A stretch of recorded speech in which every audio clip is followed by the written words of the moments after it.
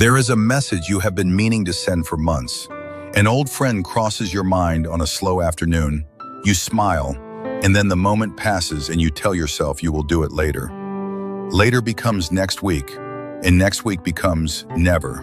You are not lazy, and you do not care about them any less. You are stuck on a small, quiet fear. It is the worry that reaching out now, after all this silence, would feel random or needy or somehow unwelcome. That they have moved on and your message would just be noise. Here is what the research actually says about that fear. It is almost always wrong. Not sometimes wrong, almost always wrong, and in a very specific, measurable way. In 2022, the psychologist Peggy Liu and her colleagues published a paper in the Journal of Personality and Social Psychology. The title says it plainly. They called it the surprise of reaching out. Across a series of experiments, they asked people to send a small note, a short message, or a little gift to someone they had lost touch with. Nothing grand, just a simple sign that the other person had been on their mind.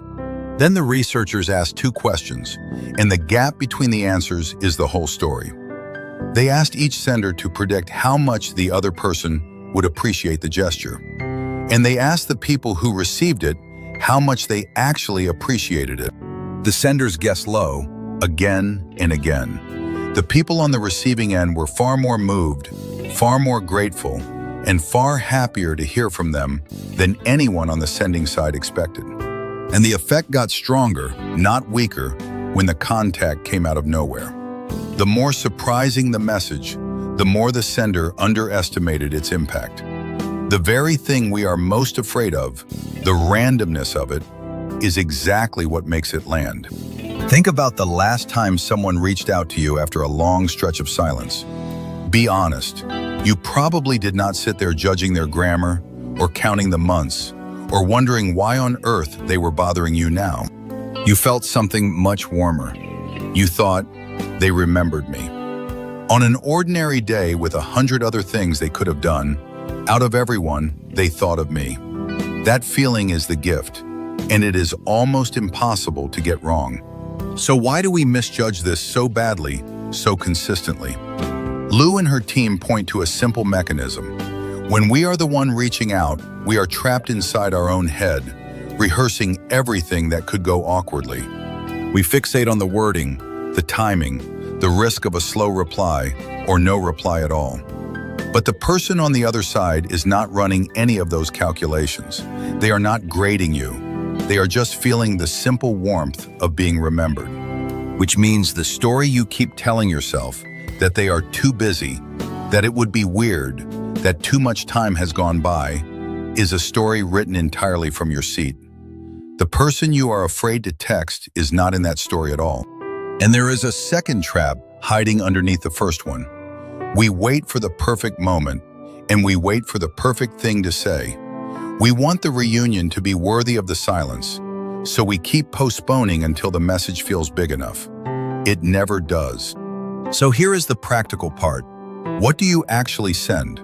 Keep it small and keep it specific. You do not need a flawless paragraph, and you really do not need a good excuse for the gap.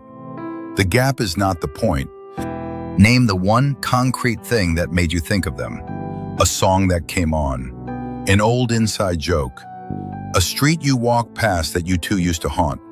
One honest, specific line will always beat a polished essay that you never work up the nerve to send. You do not even have to mention the silence. You can simply pick up as if no time has passed, because from the warmth of their side, in a way, none really has.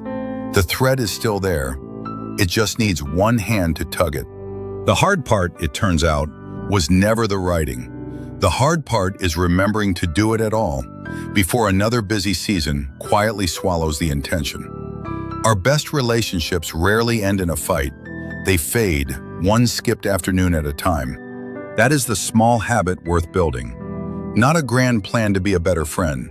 Just a gentle, reliable nudge that brings the right person back to mind while you still have a free minute to say hello. That is the quiet thing a tool like Ember is built to do. It helps you remember the people who matter, And it turns good intentions into a message actually sent, before later becomes never. So think of one person right now. You already know who it is. The science is on your side, and they are almost certainly happier to hear from you than you think.